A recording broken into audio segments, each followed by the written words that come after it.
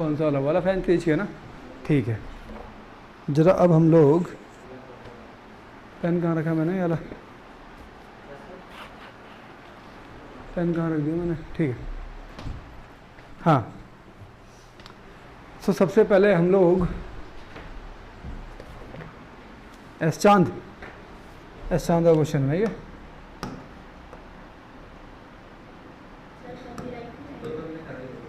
नहीं, मैंने कल कॉपीराइट के पूरे नॉर्म्स पढ़े ना, कि अगर आपने बता दिया है कि कहाँ से क्वेश्चन लिया गया है तब नहीं होता कॉपीराइट। तो एस चांद का हो गया ना, ठीक है। फिर क्वेश्चन नंबर 13, और इसमें क्या क्या चीज़ें गिवन है, जैसे an at what distance from the concave mirror of focal length this. Focal length दे रखा है सबसे पहले, तो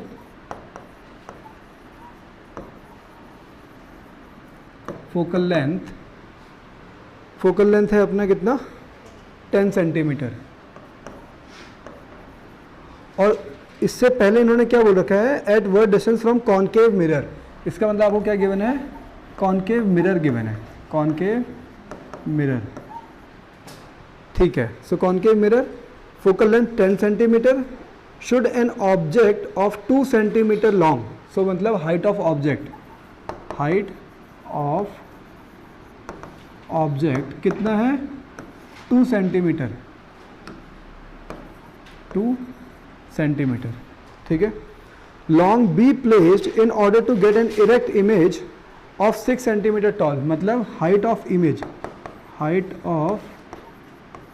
इमेज कितना है, 6 सेंटीमीटर, ठीक है। फिर 6 सेंटीमीटर, और आपको फाइंड क्या करना है, हाँ, ऑब्जेक्ट डिस्टेंस हमको फाइंड करना है, ठीक है। सो मतलब यहाँ पे लिख दे रहा हूँ मैं, फाइंड। अच्छा, सब लोग अभी इधर ही ध्यान देंगे ज़रा, ठीक है। अगर आप लोग कुछ कर रहे थे अभी तक कोई इस क्वेश्चन को सॉल्व करने की कोशिश, तो उसको भी थोड़ी देर के लिए छोड़ दो। देखो, सबसे पहली चीज़ तो क्या गिवन है हमको, कॉनकेव मिरर गिवन है। सो कॉनकेव मिरर का फोकल लेंथ क्या होता है, नेगेटिव होता है पॉजिटिव होता है, नेगेटिव होता है। इसका मतलब कॉनकेव मिरर हमारे पास ये इस तरीके से होता है कुछ, ठीक है। और ये हो गया हमारा प्रिंसिपल एक्सिस, ये पोल हो गया, और यहाँ पे कहीं पे हमारा फोकस होता है, ठीक है। सो फोकस इज नेगेटिव, तो फोकल लेंथ जो है वो हमारा क्या हो जाएगा, -10 हो जाएगा, ठीक है। अच्छा, हाइट ऑफ ऑब्जेक्ट कितना है, 2 centimetre, and then height of image is 6 centimetre. Magnification आ सकता है height of object and height of image से, हम लोग मैग्नीफिकेशन फाइंड कर सकते हैं। अगर आपको अभी एक बार के लिए ये समझ में नहीं आ रहा है कि मैग्नीफिकेशन क्यों फाइंड करेंगे, ठीक है, तो उसका एक रीज़न ये है कि जैसे अगर हमको ये बोला हुआ है कि फाइंड द ऑब्जेक्ट डिस्टेंस, तो उसके लिए हमारे पास फॉर्मूला तो यही है सिर्फ 1/f = 1/v + 1/u, ये फॉर्मूला है हमारे पास, ठीक है। इसी फॉर्मूले से हम लोग यूज़ कर सकते हैं। बट जो चीज़ें हमको गिवन है ना, उन चीज़ों में सिर्फ और सिर्फ क्या है, मैग्नीफिकेशन हम लोग फाइंड कर सकते हैं। आ रही बात समझ में? मैग्नीफिकेशन का फॉर्मूला क्या है, h'/h, या फिर क्या है, -v/u, ठीक है। फिर सो हम लोग इस वाले फॉर्मूले से हम लोग क्या फाइंड करते हैं, मैग्नीफिकेशन फाइंड कर लेते हैं। कितना आ रहा है हमारा मैग्नीफिकेशन, h' मतलब हाइट ऑफ इमेज कितना हो गया, 6 अपॉन हाइट ऑफ ऑब्जेक्ट कितना है, 2 इक्वल्स टू क्या हो गया, -v/u। ये समझ में आ रहा है अभी भाई? मैग्नीफिकेशन की वैल्यू क्या है, h'/h, वो हमने वैल्यू पुट कर दी, और इसी का दूसरा फॉर्मूला क्या है, -v/u, ठीक है। तो इसका मतलब -v/u की हमारे पास वैल्यू आ रही है कितनी, इससे इसको कैंसिल करोगे 3 आ जाएगा। सो मतलब 3, और ये माइनस का साइन इधर जाएगा तो ये हो जाएगा -3 = v/u। ये समझ में आ गया अभी कि v/u की वैल्यू कितनी आ रही है, -3 आ रही है। अब हमको क्या करना है कि इस इक्वेशन को इस तरीके से रिड्यूस करना है कि माइनस मतलब v/u आ जाए। अब हम लोग इस इक्वेशन को इस तरीके से रिड्यूस करेंगे कि हमारा ये वैल्यू कहीं से आ जाए हमारे पास, ठीक है। अब वो वैल्यू कैसे आ सकती है, देखो, अगर हम लोग पूरी इक्वेशन को v से मल्टीप्लाई कर देंगे, पूरी इक्वेशन को v से मल्टीप्लाई कर देंगे, तो यहाँ पे v/f आएगा, यहाँ पे v/v से v कैंसिल, v/u आ जाएगा। बात आ रही है अभी समझ में, ठीक है। सो एक तो ये तरीका है, बट दूसरा तरीका ये देखो कि हमको पूछा हुआ क्या है, फाइंड दी ऑब्जेक्ट डिस्टेंस, और ऑब्जेक्ट डिस्टेंस क्या होता है हमारा, ऑब्जेक्ट डिस्टेंस होता है u। आ रही बात समझ में, ठीक है। सो बेसिकली अगर मैं u से डिवाइड कर दूंगा पूरे को, तो यहाँ पे u अपॉन f आएगा और यहाँ पे u अपॉन v आएगा, और हमारे पास v अपॉन u है, मतलब इसका रेसिप्रोकल आएगा वो। आ रही बात समझ में, तो इसको रेसिप्रोकल करके रख देंगे हम लोग वहाँ पे, ठीक है। और यहाँ पे क्या आएगा, u अपॉन u से u कैंसिल हो जाएगा, ठीक है। सो मतलब हमारे लिए ज़्यादा सुटेबल क्या है कि हम इस पूरे इक्वेशन को किससे, u से मल्टीप्लाई कर देंगे, multiply above equation by u से अगर हम लोग पूरे को मल्टीप्लाई करेंगे तो क्या हो जाएगा, देखो इस तरीके से आप करने वाले हो,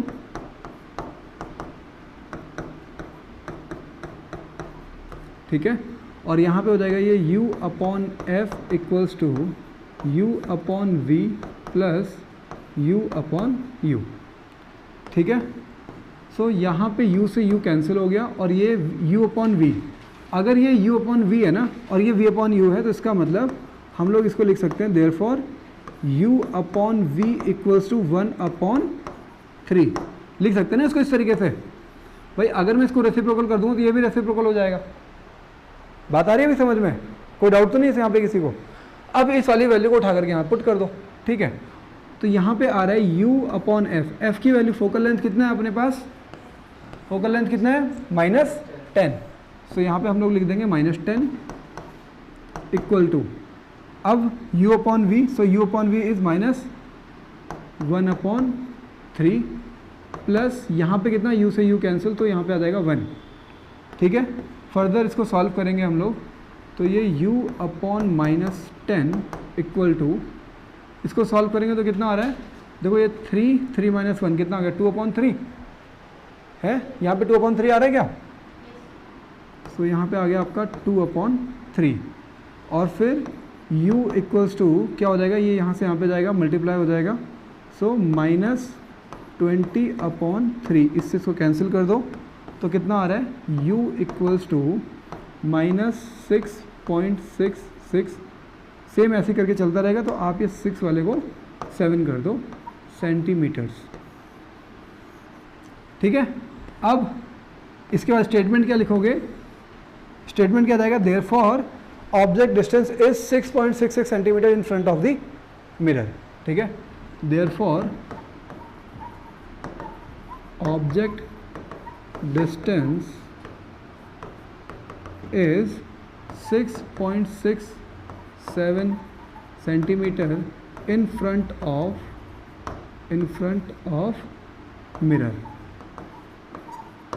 अभी समझ में आ गया पूरा है, अभी किसी को कोई डाउट तो नहीं है, बिल्कुल इजीली इसी तरीके से आप चलते रहोगे।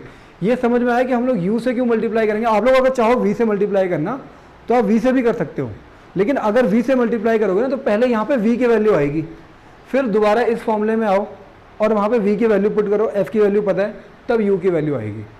आ रही बात समझ में अभी, ठीक है। बट आपको, अच्छा दूसरी चीज़, जब आपको जो चीज़ें गिवन है ना, जो भी चीज़ें आपको गिवन है उससे कैलकुलेट करने की कोशिश करो कि क्या क्या चीज़ें आप लेकर के आ सकते हो।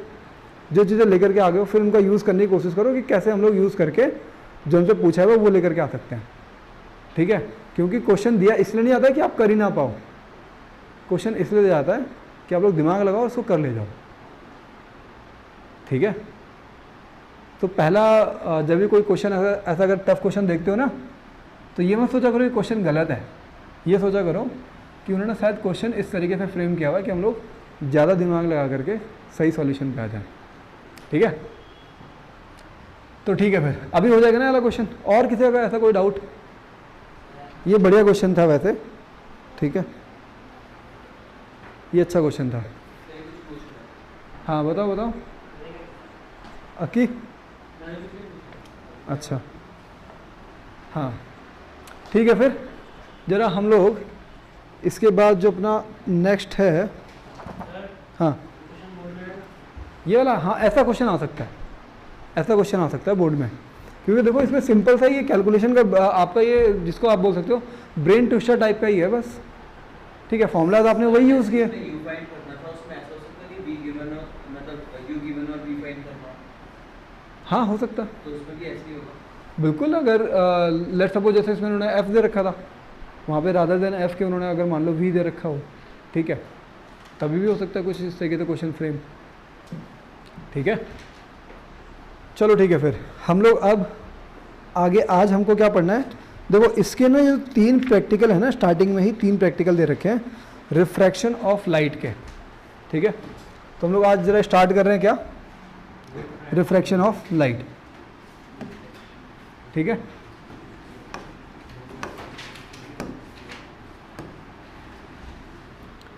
सो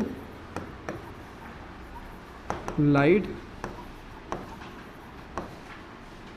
रिफ्लेक्शन एंड रिफ्रैक्शन का आज जो हम लोग स्टार्ट कर रहे हैं वो है refraction of light.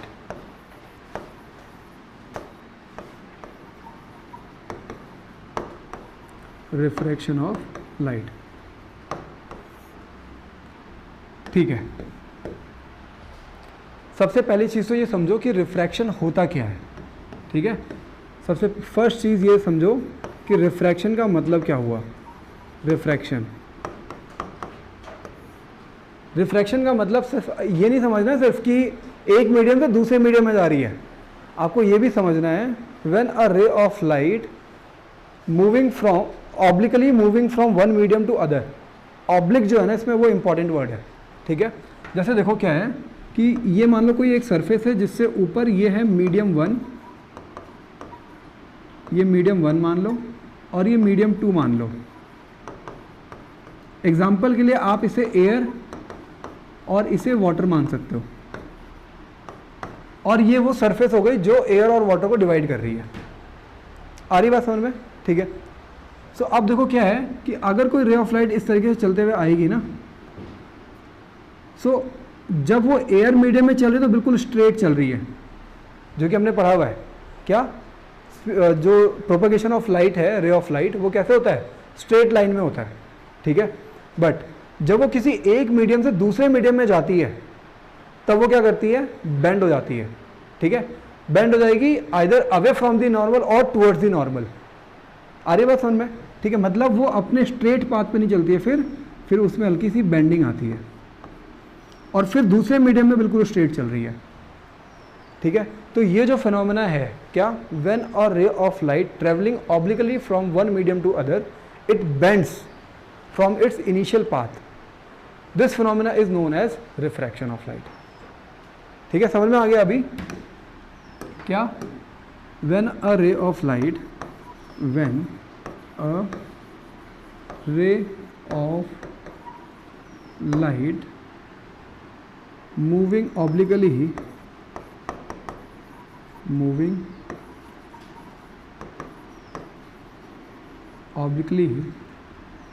from one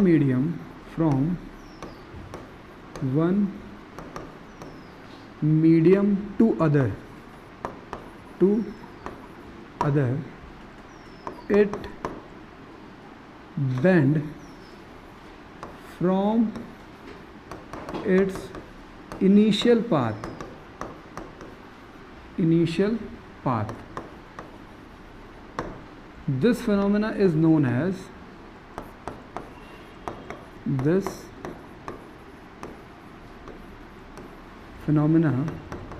is known as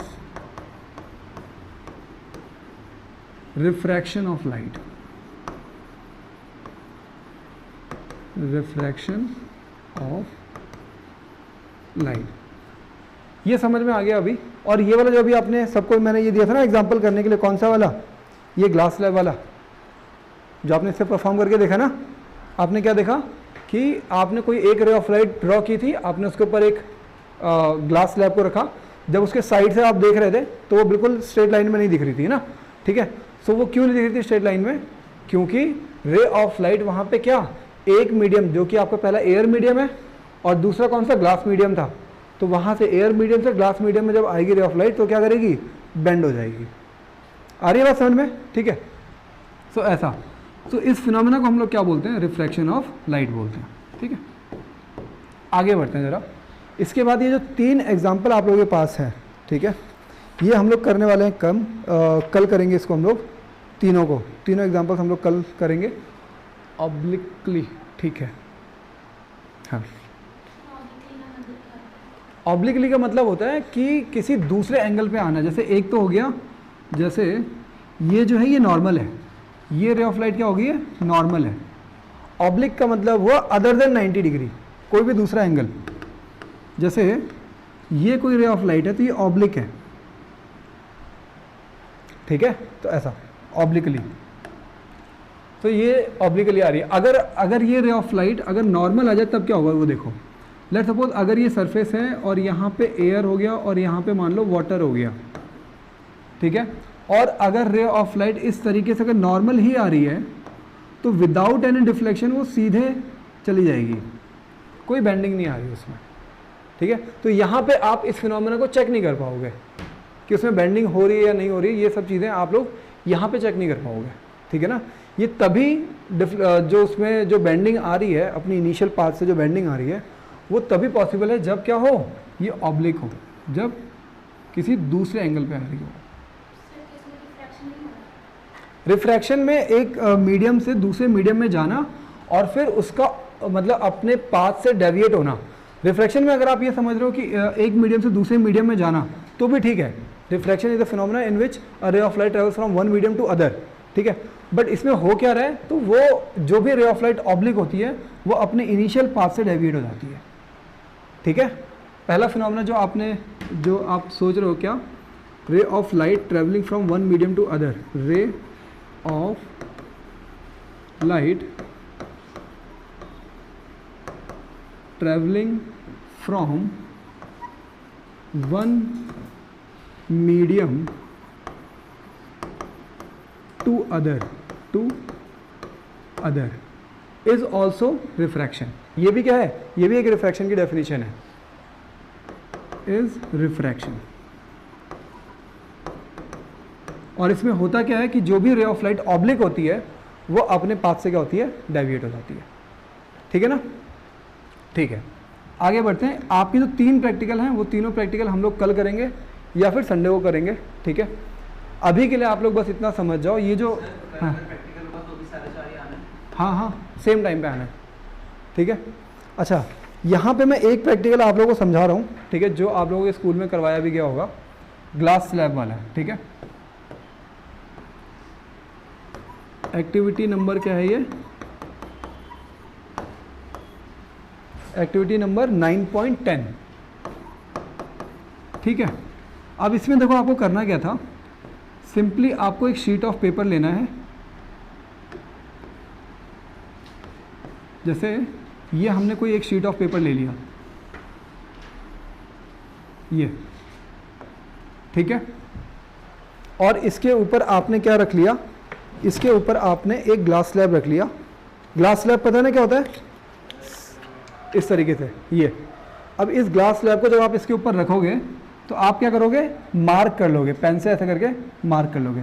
तो लेट्स सपोज वो हमने मार्क कर लिया और ये कुछ इस तरीके से आ रहा है हमारा ग्लास स्लैब, इसके ऊपर इस तरीके से आ रहा है, समझ में आ रहा है। अभी हमने ग्लास स्लैब को इसके ऊपर रखा और साइड साइड से क्या कर दी, मार्किंग कर दी है, ठीक है। अब इसको हटा करके आपको क्या करना है, यहाँ से देखते हुए, मतलब आपका जो विज़न है ना वो यहाँ से होगा, मतलब आपको जो व्यू करना है वो इस साइड से करना है, ठीक है। मतलब ग्लास स्लैब को ऐसे रख करके यहाँ से देखना है, ऊपर से नहीं देखना है, ठीक है। जब आपने ग्लास स्लैब को ऐसे रखा ना शीट के ऊपर, अब इसको ऐसे करके इधर से देखोगे, यहाँ से देखते हुए यहाँ पे आपको 2 नेल्स को क्या करना है, एक लाइन में पुट करने की कोशिश करनी है, ठीक है ना। एक लाइन में आपने क्या किया, एक लाइन खींची और उस पर 2 नेल्स को लगा दिया। नेल्स मतलब वो जो पेपर पिन्स होती है ना, ठीक है, वो। तो वो हमने दो क्यों लगाए, किसी को आइडिया, कोई 2 क्यों लगाए?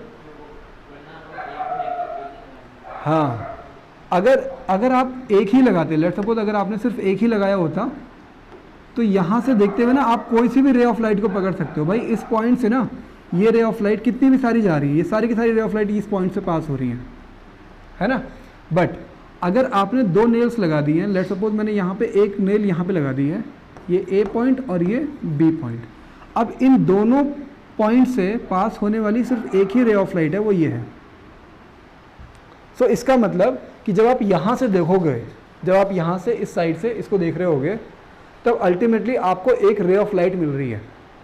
अगर आप इनको एक ही लाइन में देखने की कोशिश करोगे ना, तो आपको क्या मिल गया, एक रे ऑफ लाइट मिल गई, ठीक है ना। और उस रे ऑफ लाइट की डायरेक्शन ये होगी, इंसिडेंस की डायरेक्शन ये होगी।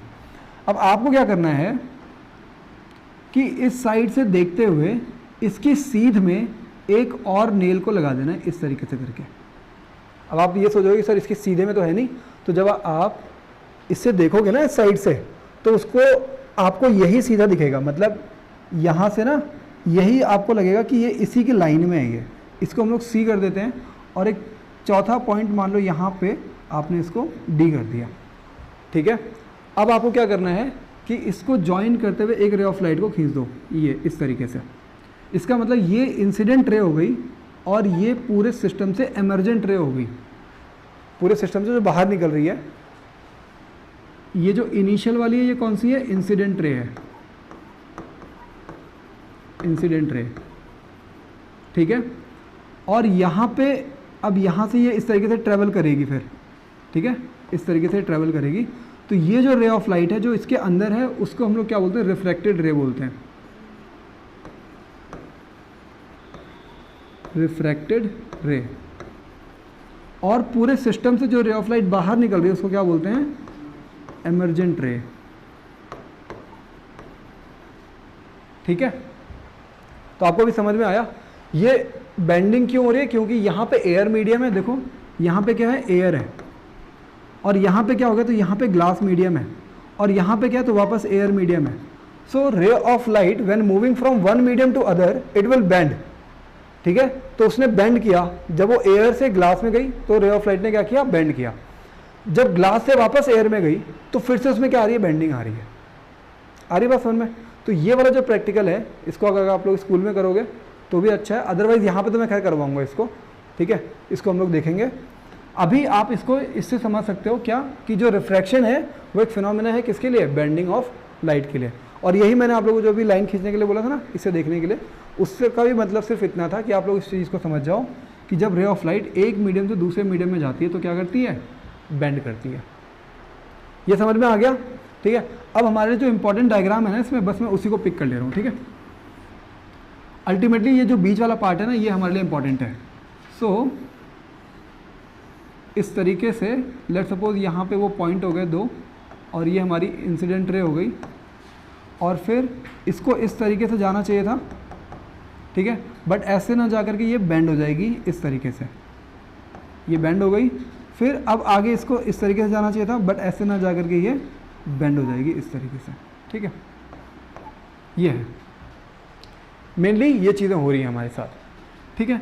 ये जो रे ऑफ लाइट है इसका नाम क्या है, अब आप खुद से बताओ क्या नाम है इसका, इंसिडेंट रे, ठीक है। और ये जो रे ऑफ लाइट है इसका नाम क्या है, ये रिफ्रैक्टेड रे है, रिफ्रैक्टेड रे। अच्छा, ये रे ऑफ लाइट कौन सी है, एमर्जेंट रे।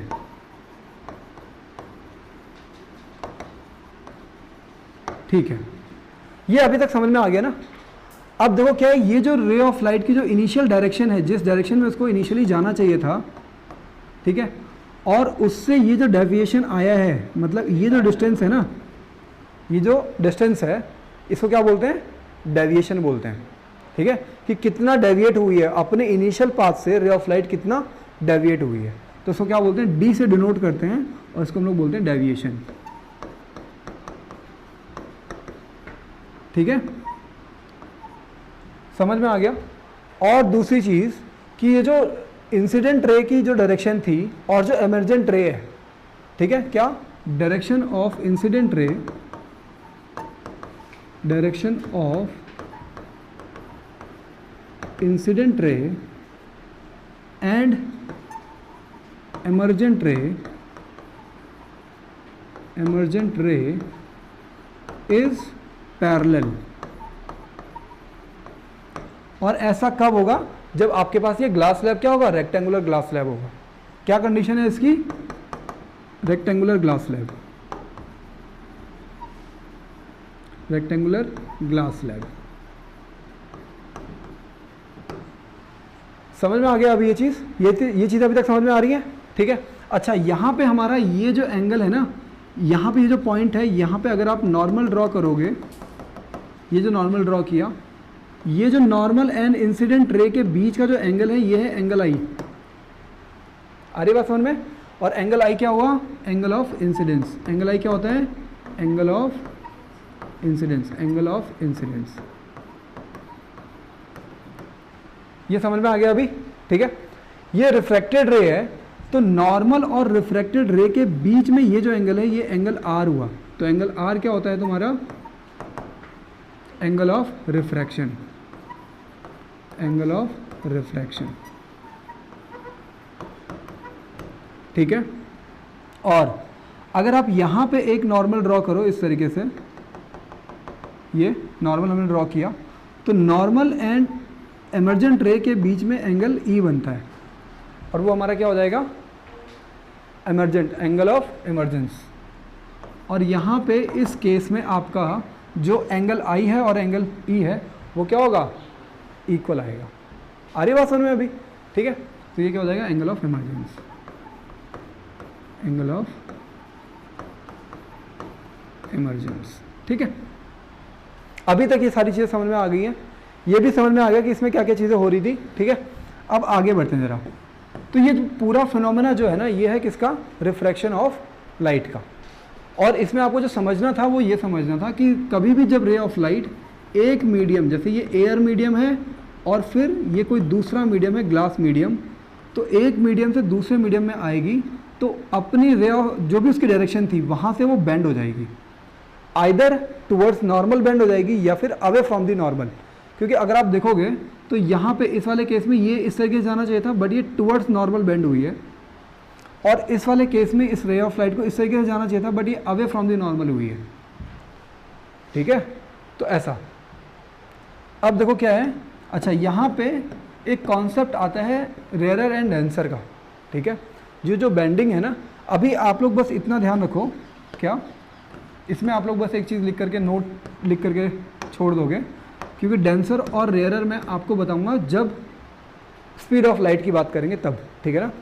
यहाँ पे आप ये लिखोगे कि रे ऑफ लाइट या फिर रिफ्रैक्टेड रे, रिफ्रैक्टेड रे bend towards normal, bend towards normal when ray of light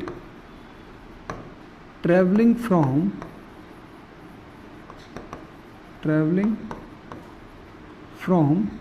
rarer to denser, rarer medium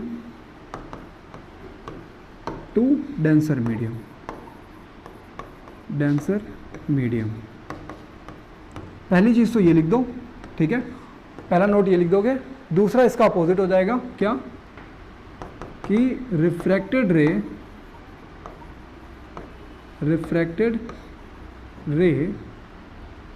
goes या फिर bend away from the normal, bend away from normal when moving, when ray of light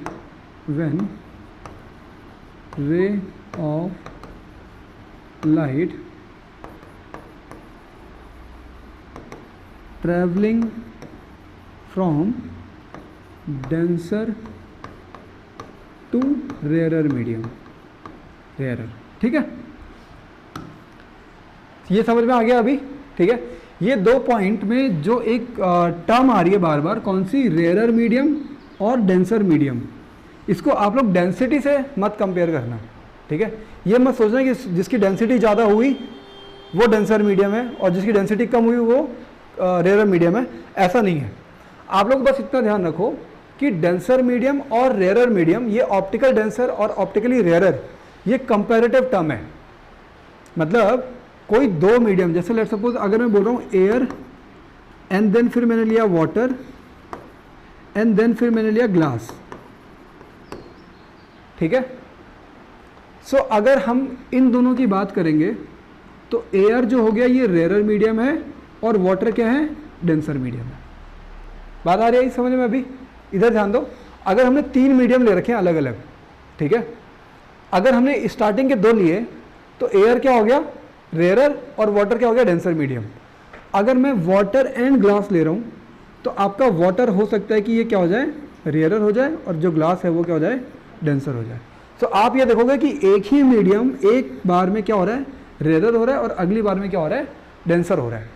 ठीक है, इसका मतलब कि rarer medium and denser medium are the comparative terms. अगर आपको मैं ये बोलूँ कि वाटर इज द रेयरर और डेंसर मीडियम, तो कौन सा मीडियम है वाटर, कंपैरेटिव टर्म है। तो आप ये बोलोगे सर किसके कंपैरिजन में, अगर एयर के कंपैरिजन में है तब वाटर क्या हो गया, डेंसर हो गया। अगर बोलो डायमंड के कंपैरिजन में क्या है, तो डायमंड के कंपैरिजन में रेयरर हो गया। आ रही बात समझ में? So rarer medium and denser medium are the comparative terms. ठीक है, और दूसरी चीज़ कि डेंसिटी के ऊपर डायरेक्टली डिपेंडेंट नहीं है। ये नहीं कि किसी मीडियम की आप डेंसिटी को देख रहे हो, डेंसिटी के ऊपर डिपेंडेंट नहीं है। ये डिपेंड किसके ऊपर करता है, रेयरर एंड डेंसर डिपेंड करता है कि speed of light in that medium क्या है। ठीक है, रेयरर एंड डेंसर टर्म जो है, पहले चीज़ आप ये लिख देना कि rarer and denser are the comparative term, are the comparative term.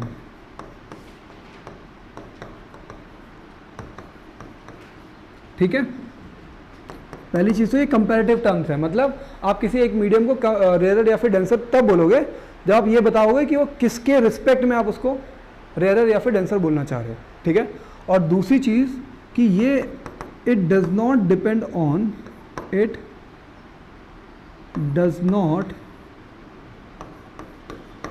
Not directly depend on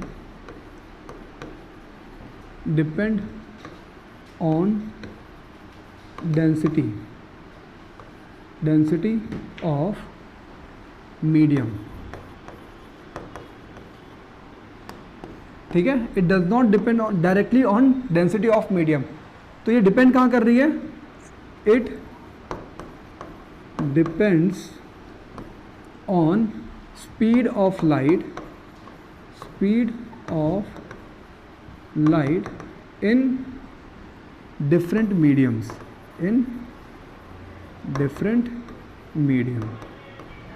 ठीक है, अगर अभी समझ में आ गया ये कि जो रेयरर मीडियम और डेंसर मीडियम आप बोल रहे हो, ठीक है, सबसे पहली चीज़ तो कंपैरेटिव टर्म है। अगर मैं पूछूंगा कि भाई ऑयल है, ऑयल रेयरर है या डेंसर है, तो आंसर क्या आएगा, हाँ, किसके कंपैरिजन में पूछ रहे हो, क्योंकि ऑयल जो है वो रेयरर है in comparison to diamond, but वो डेंसर है in comparison to the air. So rarer and denser medium जो टर्म है वो क्या है, कंपैरेटिव टर्म्स है। पहली चीज़ ये क्लियर हो गई। दूसरी चीज़ ये क्लियर होनी है कि रेयरर और डेंसर मीडियम हम लोग किसके बेसिस पे बोलते हैं, तो हम लोग बोलते हैं किसके बेसिस पे, speed of light in that medium के बेसिस पे बोलते हैं कि speed of light in that medium क्या है।